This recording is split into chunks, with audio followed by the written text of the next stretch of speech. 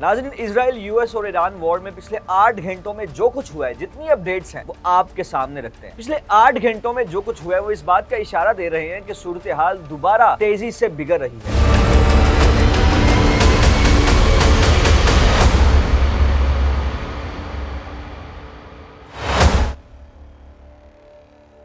एक तरफ ईरान के अंदर हमलों की शिद्दत बढ़ रही है और दूसरी तरफ इजराइल और यूनाइटेड स्टेट्स भी अपने स्ट्रेटजी बदलते नजर आ रहे हैं।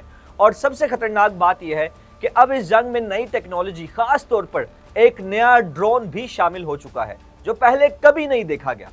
नाज़रीन, सबसे पहले बात करते हैं इस नई डेवलपमेंट की जो इस वक्त पूरी दुनिया के लिए तवज्जो का मरकज बनी हुई है। ईरान की फजाओं में एक ऐसा ड्रोन देखा गया जो शक्ल में बिल्कुल एक उकाब की तरह का लगता है। ये कोई आम ड्रोन नहीं बल्कि एक एडवांस सर्वेलेंस ड्रोन है जिसे दूर से देखकर पहचानना तकरीबन नामुमकिन है। जदीद जंगों में अब सिर्फ मिसाइल या टैंक नहीं बल्कि स्मार्ट टेक्नोलॉजी फैसला कुन किरदार अदा करती है। और यही वजह है कि जैसे ही ये ड्रोन सामने आया, माहिरीन ने फौरन अंदाजा लगाया कि ये जंग अब एक नए मरहले में दाखिल हो चुकी है। अब तक ये बात वाज़ेह नहीं कि ये ड्रोन इजराइल का है या यूनाइटेड स्टेट्स का, लेकिन एक बात वाज़ेह है कि अब बैटलफील्ड पर एआई और खुफिया टेक्नोलॉजी का इस्तेमाल बढ़ने वाला है। इसी दौरान हमलों की शिद्दत में भी वाज़ेह तौर पर इजाफा देखा गया।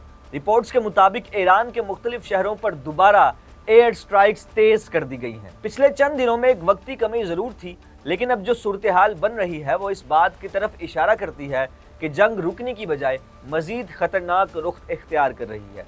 जवाब में ईरान ने भी खामोश नहीं बैठा। तल अवीव और दीगर इजराइल के इलाकों में क्लस्टर मिसाइल के हमले जारी हैं।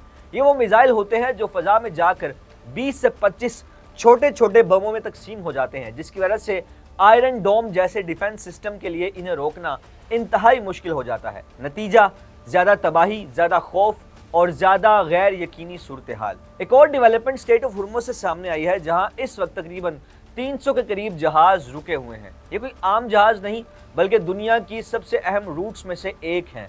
रात के वक्त इस इलाके की जो वीडियो सामने आई है उनमें ऐसा लगता है कि जैसे समंदर के बीच एक पूरा शहर आबाद हो, हर तरफ लाइट्स ही लाइट्स। लेकिन हकीकत में ये जहाज सिर्फ इंतजार कर रहे हैं कि हालात नॉर्मल हों ताकि वो आगे बढ़ सके। लेकिन ईरान ने वाज़ेह कर दिया है कि ये रास्ता सिर्फ गैर दुश्मन ममालिक के लिए खुला है, जबकि यूनाइटेड स्टेट्स और इजराइल से जुड़े जहाज़ों के लिए ये बंद है। इसका मतलब है कि अगर ये सूरत हाल बरकरार रही तो आलमी ऑयल सप्लाई हर तरह से मुतासिर हो सकती है। इधर जंग का दायरा भी बढ़ता जा रहा है। अब सिर्फ ईरान और इजराइल ही नहीं बल्कि इराक भी इसमें शामिल होता नजर आ रहा है। इराकी मिलिशियाज ने पिछले 24 घंटों में अमरीकी अड्डों पर 20 से ज्यादा हमले किए, जिसमें ड्रोन्स और रॉकेट्स का इस्तेमाल किया गया।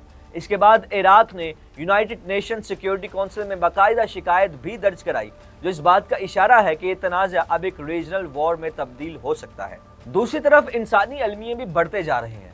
गजा में हमलों का सिलसिला जारी है, जहां सैकड़ों लोग शहीद किए जा चुके हैं। एक 18 माह के बच्चे के दिल दहला देने वाली खबर सामने आई जिसने पूरी दुनिया को हिला कर रख दिया।